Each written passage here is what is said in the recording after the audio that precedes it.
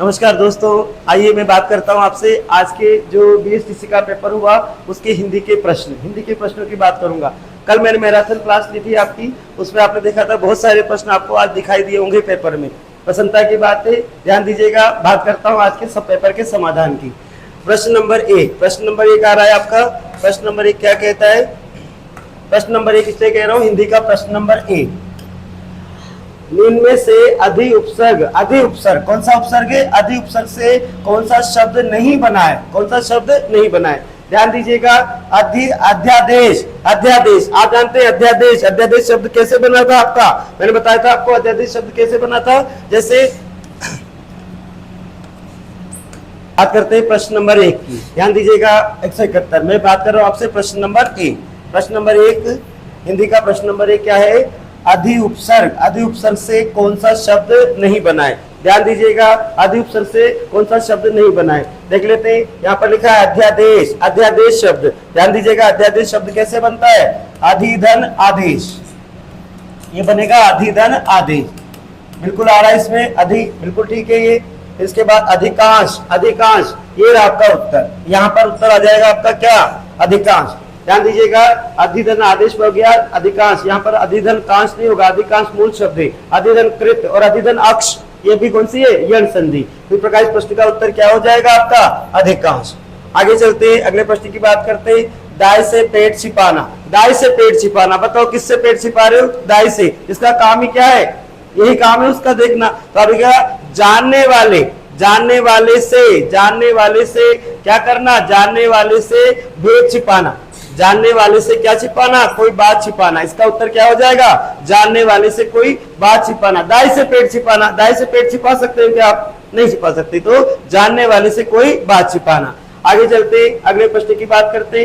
प्रश्न आ रहा है अन्याय का संधि विच्छेद, सही संधि विच्छेद क्या होगा? कौन सा है? तो आप देखिएगा, अन्याय का संधि विच्छेद हो जाएगा अन्य धन अन्य। कैसे होगा? ध्यान दीजिएगा, ये कौन सी संधि है आपकी? ये संधि है आपकी दीर्घ संधि। अन्य धन अन्य। तो आप देख रहे हैं यहाँ पर आ रहा है प्रथम शब्द का अंतिम वर्ण अ, और यहाँ पर आ रहा है द्वितीय शब्द का प्रथम वर्ण अ। तो आप देखते हैं एक समान स्वर मिलकर क्या हो जाते हैं? दीर्घ हो जाते हैं, दीर्घ संधि में। तो आप ये दोनों मिलकर क्या हो जाएंगे? आ। ये दोनों मिलकर हो गए आ। अब यहाँ पर क्या बचा आपके पास? आधा यह, और यहाँ बचा आपके पास में। अब ले आएंगे इसको, मात्रा को आपको। तो आप यहाँ पर ये मात्रा लग जाएगी आगे किसमें? यह में। और यहाँ पर शब्द क्या बन जाएगा? अन्यान्य। क्या बन जाएगा शब्द? अन्यान्य। तो आप देख रहे हैं अन्यान्य शब्द का सही संधि विच्छेद क्या होगा? अन्य धन अन्य। आगे चलते हैं, अगले प्रश्न की बात करते हैं। अगला प्रश्न आ रहा है आपका, इनमें से किस विकल्प में सभी शब्द परस्पर पर्यायवाची नहीं है? अर्थात यहाँ पर पर्यायवाची शब्द दे रखे, उनमें से कौन सा गलत दे रखा है? तो ध्यान दीजिएगा, मधुप भ्रमर मिलिंद बिल्कुल सही है। मीन मत्स्य वनिता का मतलब यहाँ पर स्त्री होता है। मीन और मत्स्य का मतलब क्या होता है? मछली। तो इसका उत्तर क्या हो जाएगा? मीन मत्स्य वनिता नहीं है। कौन सा सही नहीं है? तो ये वाला सही नहीं, मीन मत्स्य और वनिता ये सही नहीं है। आगे चलते, जिसे लांघना कठिन हो, प्रश्न नंबर 175 में दे रखा है प्रश्न, जिसे लांघना कठिन हो, जिसे लांघा ना जा सके, तो वो हो जाएगा क्या? दुर्लभ। क्या हो जाएगा? दुर्लभ। जिसे लांघना कठिन हो, दुर्धन लभ्य। तो अभी ये कौन सा शब्द है? दुर्लभ। जिसे लांघना क्या हो? कठिन हो। तो इसका उत्तर क्या हो जाएगा? दुर्लभ। आगे बात करते उपवन। उपवन में कौन सा उपसर्ग है? उपवन। आप देख लीजिए, मूल शब्द क्या है? वन। तो ऐसे हालत में वन उपवन में कौन सा उपसर्ग है? तो अब कौन सा उपसर्ग है यहाँ पर? उपवन में कौन सा उपसर्ग हो जाएगा आपका? उपधन वन। तो शब्द बन जाएगा उपवन। तो उपवन में कौन सा उपसर्ग है? उपसर्ग है। आगे बात करते हैं अगले प्रश्न की। 177, इनमें से किस विकल्प में दोनों शब्द शुद्ध है? आपको शुद्ध ढूंढना है। कौन सा ढूंढना है? शुद्ध ढूंढना है। तो यहाँ पर देखिएगा, अत्युक्ति नहीं होता, अत्युक्ति होता है। शब्द क्या होता है? अत्युक्ति। तो ये गलत हो गया। इसके बाद साम्यता भी नहीं होता, सम्यता होता है। सोचने ठीक है, लेकिन सम्यता नहीं होता। नारी और शताब्दी, बड़ी की मात्रा होती, ये भी नहीं होता। प्रेयसी और श्रीमती, बिल्कुल ठीक। प्रेयसी और श्रीमती दोनों का उत्तर, दोनों का पर्यायवाची क्या है? पत्नी के पर्यायवाची क्या होते हैं? एक तो प्रेयसी और एक होता है क्या? श्रीमती। तो इसका उत्तर हो जाएगा प्रेयसी और श्रीमती। आगे बात करते हैं अगले प्रश्न की। इनमें से कौन सा शब्द अशुद्ध है? इनमें से कौन सा शब्द अशुद्ध है? ऐक्यता, यस ऐक्यता। ध्यान दीजिएगा, मैंने आपको पढ़ाते समय बताया था कि कभी भी यह और ता प्रत्यय एक साथ नहीं आते। याद कीजिए उस घटना को, कभी भी यह और ता प्रत्यय एक साथ नहीं आते हैं। तो आगे जैसे एक धन ता, तो ये तो एकता हो जाएगा, ठीक है। लेकिन आप बोले एक धन या, तो ये ऐक्य होगा। क्या होगा? ऐक्य हो जाएगा। लेकिन मैंने बताया था कि कभी यह और ता प्रत्यय एक साथ कभी नहीं आते हैं। जैसे आप बोलते हैं सौंदर्यता, गलत। सौंदर्य भी हो जाएगा और सुंदरता भी हो जाएगा, लेकिन सौंदर्यता नहीं होगा। और इसी प्रकार यहाँ पर कौन सा शब्द अशुद्ध मिल गया हमको? ऐक्यता। कौन सा शब्द यहाँ पर अशुद्ध? ऐक्यता। इस प्रश्न का उत्तर हो जाएगा ऐक्यता। आगे देखते हैं, अर्थ के अनुसार वाक्य के कितने भेद होते हैं? कल बता रहा था मैं आपको मैराथन क्लास में, कितने भेद होते हैं? तो 8। कितने भेद होते हैं? 8। नाम भी बताए थे मैंने, सकारात्मक वाक्य, नकारात्मक वाक्य, प्रश्नवाचक वाक्य, इच्छासूचक वाक्य, संकेतवाचक वाक्य, संदेहवाचक वाक्य, आज्ञार्थक वाक्य और विस्मयादिबोधक वाक्य। अब ये तो कुल कितने भेद होते हैं अर्थ के आधार पर? अर्थ के आधार पर वाक्य के 8 भेद होते हैं, 8 प्रकार होते हैं। जिन शब्दों, आगे प्रश्न बता रहा हूं 180, जिन शब्दों के खंड सार्थक ना हो, जिसका खंड ना किया जा सके, उसे क्या कहेंगे? उसे कहेंगे अखंड। उसे क्या बोलेंगे हम? अखंड। जिन शब्दों के खंड सार्थक ना हो, उन्हें क्या कहा जाएगा? क्षमा कीजिएगा, इसका उत्तर अखंड नहीं होगा, इसका उत्तर हो जाएगा रूढ़। ऐसे शब्द जो आपके मूल शब्द है, ऐसे शब्द जो मूल शब्द है, ऐसे शब्द जो क्या है आपके मूल शब्द, उन मूल शब्दों को हम क्या बोलते हैं? रूढ़ शब्द। इसका उत्तर हो जाएगा रूढ़। रूढ़ वे शब्द जिनकी उत्पत्ति का स्रोत ज्ञात नहीं होता, और ये आप पता नहीं किसने कहे, लेकिन अब देखिए ये रूढ़ हो गए। और अभी इनका क्या होता है? इनका खंड नहीं किया जा सकता, इनका खंड सार्थक ना हो, उन्हें क्या कहेंगे? शब्द। जिन शब्दों की बात कर रहा है, किसकी बात कर रहा है? जिन शब्दों की बात कर रहा है, शब्दों के अंतर्गत। अगर आपसे सीधा सा पूछे इसका खंड ना किया जा सके, तो वो तो अखंड है। लेकिन शब्दों की बात करें तो कौन से शब्द है? ये रूढ़ शब्द। आगे देखिएगा, प्रश्न नंबर 181, निम्न में से शुद्ध वाक्य कौन सा है? आपको ढूंढना है क्या इनमें से शुद्ध वाक्य। अब ये विकल्प नंबर ए क्या लिखा है? कई रेलों के कर्मचारी की गिरफ्तारी। कई रेलों के नहीं, गलत हो गया ये। कई रेलवे के कर्मचारियों की, कई रेलवे नहीं है कई। उसके बाद रेलवे के कई कर्मचारियों की, बिल्कुल ठीक, रेलवे के कई कर्मचारियों की, बिल्कुल उत्तर सही हो जाएगा। तो वाक्य कौन सा शुद्ध हो गया आपका? रेलवे के कई कर्मचारियों की गिरफ्तारी हुई। इसका भी मैंने शुद्ध और अशुद्ध वाक्यों के अंतर्गत आपका अभ्यास कराया था, आपके रजिस्टर में लिखा हुआ ये वाक्य। आगे बात करेंगे, प्रश्न नंबर 182, 182, तिमिर का मतलब होता है अंधकार। तिमिर का मतलब क्या होता है? अंधकार। तम यानी अंधकार, तो उसी शब्द बनाए तिमिर। तो तिमिर अंधकार का विलोम शब्द क्या हो जाएगा? प्रकाश, उजाला। तो तिमिर का विलोम शब्द क्या हो गया आपका? उजाला। आगे बात करेंगे, निम्न में से कौन सा, अगले प्रश्न की बात कर रहा हूं 183, निम्न में से कौन सा द्वंद्व समास का उदाहरण नहीं है? द्वंद्व समास किसे कहते हैं? जब जिस समास के दोनों पद प्रधान होते हैं तथा दोनों पदों के मध्य और या आदि का संबंध पाया जाता है, वहां पर द्वंद्व समास होता है। तो आप देख लीजिए, यहाँ पर लिखा है घर आंगन, तो आप कह सकते हैं घर और आंगन। पाप पुण्य, पाप या पुण्य, आप कह सकते हैं लाभ अलाभ, अलाभ का मतलब हानि, लाभ या हानि, बिल्कुल लिखे हुए सारे रजिस्टर में। लेकिन नेक नाम, नेक है जो नाम, कर्मधारय समास, द्वितीय पद प्रधान है, इसका उत्तर क्या हो जाएगा? नेक नाम। आगे चलते अगले प्रश्न की बात करते, निम्न में से शुद्ध शब्द कौन सा है? तो आगे मैथिली शरण नहीं, गलत। मैथिली शरण गुप्त, जानते हैं? भारत भारती लिखी उन्होंने, ध्यान दीजिएगा। मैथिली शरण गुप्त द्विवेदी युग के प्रमुख कवि, राष्ट्रीय काव्यधारा के कवि आपके मैथिली शरण गुप्त। तो मैथिली ये बिल्कुल सही है, यहाँ पर ये शब्द बिल्कुल शुद्ध है। आगे आ रहा है प्रश्न नंबर 185, संकल्प शब्द में कौन सी संधि है? ध्यान दीजिएगा, ये है आपकी कौन सी संधि? व्यंजन संधि। याद कीजिए 1 का 5 नियम। यदि म के बाद यानी कहूं कि प्रथम शब्द का अंतिम वर्ण किसी भी वर्ग का पहला वर्ण हो तथा द्वितीय शब्द का पहला वर्ण किसी भी वर्ग का 5वां वर्ण आ जाए, तो ऐसे हालत में ये जो पहला वर्ण होता है ये भी अपने वर्ग के 5वें वर्ण में बदल जाएगा। तो समधन कल्प, क्या होगी इसकी संधि? समधन कल्प। तो अभी यहाँ पर ये कौन सा शब्द हो जाएगा? कौन सी संधि हो जाएगी आपकी? व्यंजन संधि। इसका उत्तर हो जाएगा व्यंजन संधि। आगे बात करते हैं प्रश्न नंबर 186, 186, प्रश्न नंबर 186।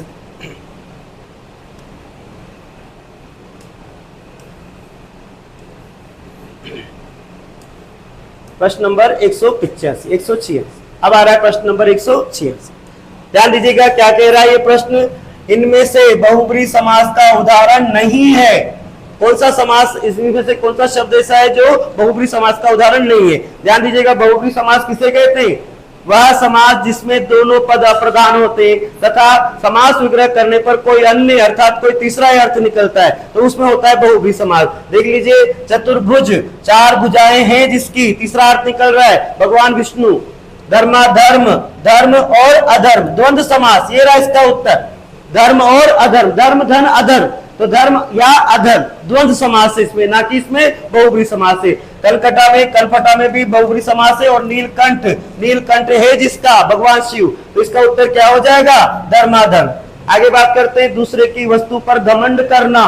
वस्तु किसी और की और घमंड कोई और कर रहा है, तो अभी ये क्या है? बजाज की गठरी पर झिंगुर राजा।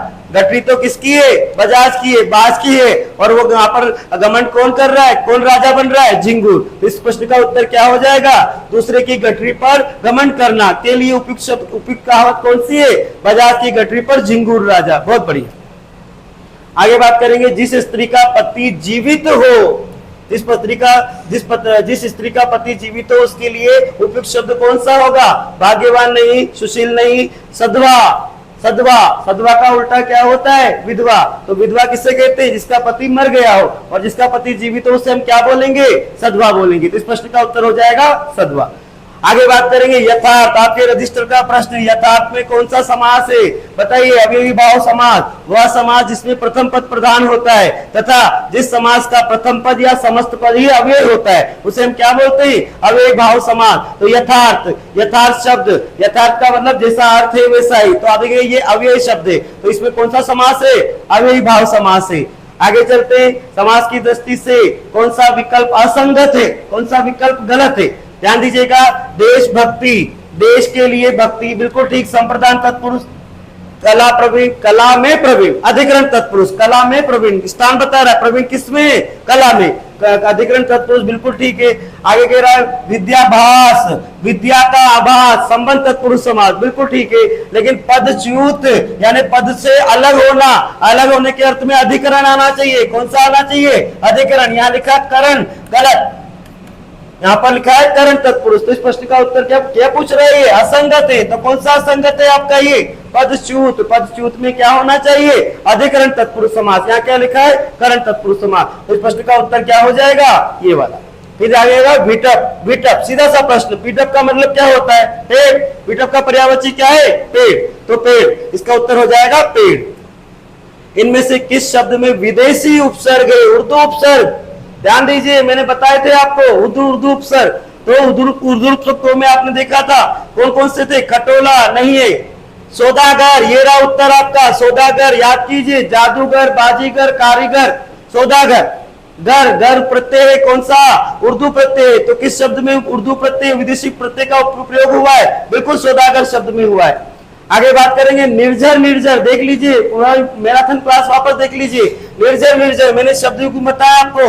निर्जर यानी झरना, और निर्जर, निर्जर यानी जो जर नहीं होता, बूढ़ा नहीं होता, कौन नहीं होता? देवता। तो झरना और देवता। इस प्रश्न का उत्तर क्या हो जाएगा? झरना और देवता। शब्द युग्म पहचानना है, तो शब्द युग्म निर्जर का मतलब तो झरना, और निर्जर का मतलब कौन? देवता। जो जर नहीं होता, बूढ़ा नहीं होता, कौन नहीं होते? देवता नहीं होते, अमर हो गए। मैंने बताया था अमृत पिया है उन्होंने। आगे बात करें बात का धनी। बात का धनी मुहावरे का सही अर्थ कौन सा है? तो बात का धनी अपने वायदे का पक्का। बात का धनी अर्थात क्या? अपने वायदे का पक्का। बात कह दी तो उस पर वो कायम रहता है, वो कौन होता है? अपने वायदे का पक्का।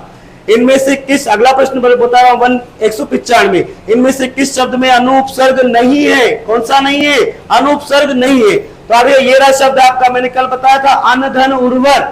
अनुपजाऊ भूमि को क्या बोलते? अनुर्वर। और ये शब्द कैसे बनेगा? अन्न धन उर्वर। तो इसमें अनुपसर्ग है, ना कि इसमें अनुपसर्ग है। अभी अनुराग में भी है, अन्वेषण, अनुधन, ऐषण, बिल्कुल है। और अनुज, अनुधन, जा, ये शब्द सारे मैंने आपको मैराथन क्लास में बताए कल। तो अभी ऐसे हालत में इस प्रश्न का उत्तर क्या हो जाएगा? अनुर्वर। किसमें नहीं है? तो अनुत्तर। किसमें नहीं है? तो अनुर्वर में नहीं। अन धन उर्वर, नहीं उपजाऊ। उर्वर का मतलब उपजाऊ, और जो उपजाऊ नहीं है उसको अनुर्वर बोलेंगे। इसमें अनुपसर्ग का प्रयोग नहीं होकर के अनुपसर्ग है, तो ऐसे हालत में इसका उत्तर क्या हो जाएगा? अनुर्वर। आगे प्रश्न आ रहा है 196 196, रक्तिमा। रक्तिमा में कौन सा प्रत्यय है? तो अभी इसमें दिख रहा है आपको मूल शब्द रक्त धन ईमा।